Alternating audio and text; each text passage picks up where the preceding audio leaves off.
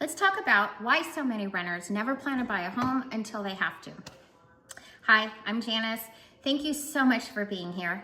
If you've ever felt overwhelmed by the idea of buying a home, or you've convinced yourself that homeownership probably isn't possible for you, well, I want you to know that you are not alone. Every week, I sit down with people who have questions about buying a home. Some are excited, some are nervous, and many of them have already decided that they can't buy a home before they've even had a conversation with someone who can help them understand their options.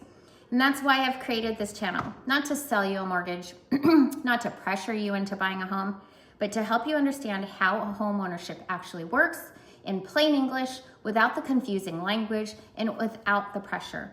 So today, I'd like to start a conversation which has stayed with me. Recently, I met with a family, someone who had been renting the same home for over 13 years. She wasn't thinking about buying a home. She wasn't looking at houses online. She wasn't following interest rates. She was simply living her life, raising her family, and expecting to stay where she was. And then one day her landlord told her that the property was going to be sold. Everything changed. And it made me wonder, how many people are living with the same assumption that they will always have more time? How many people aren't preparing because they don't think that they need to? So let me ask you a question. If your landlord called you today and said that they were selling their home that you've been renting, what would you do? Would you know what your options are? Would you know where to begin? Or would you too feel completely overwhelmed? The reason I'm sharing this story isn't to scare anyone, and it's not because I think that everyone should go buy a house tomorrow. I'm sharing it because I believe everyone deserves to understand their options before life forces them to make important financial decisions under pressure. Because knowledge gives you choices, and having choices gives you confidence. One of the biggest mistakes I see people make is assuming that they already know whether they can or can't buy a home. They tell themselves, I don't make enough, my credit isn't good enough, I'll never save enough, I'll think about it someday. Well, can I tell you something? Almost every one of those statements is based on an assumption, not on facts. And assumptions can be expensive.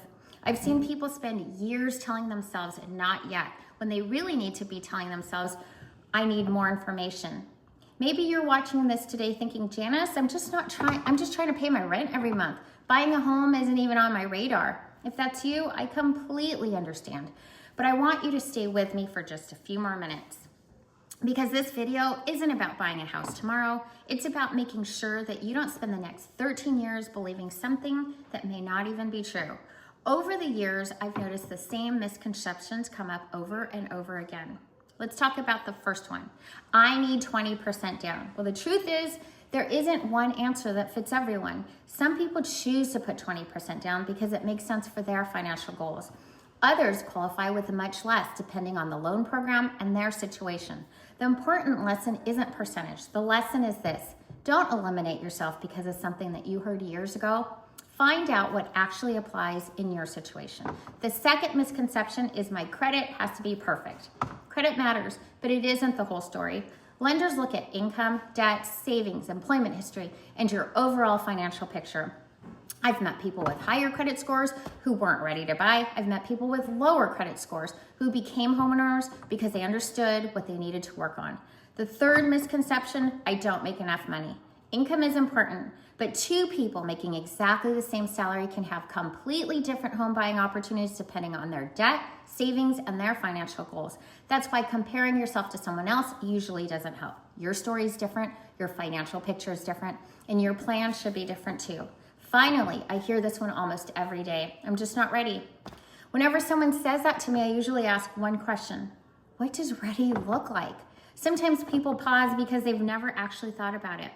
Well, does it mean saving more? Does it mean improving your credit? Does it mean paying off a credit card? Or does it mean learning how the process actually works? Once you define what ready means, you can build a plan to get there. And plans are so much more powerful than assumptions. So if there's one thing I hope you remember from today's conversation, it's this. Don't wait until you're under pressure to learn what your options are. Whether you're ready today, 2 years from now, or 13 years from now, understanding where you stand gives you choices. Before we wrap up, I want to give you one small piece of homework. Grab a piece of paper and write down these 3 numbers. Your monthly income, your monthly debt payments, and how much money you currently have saved. That's it.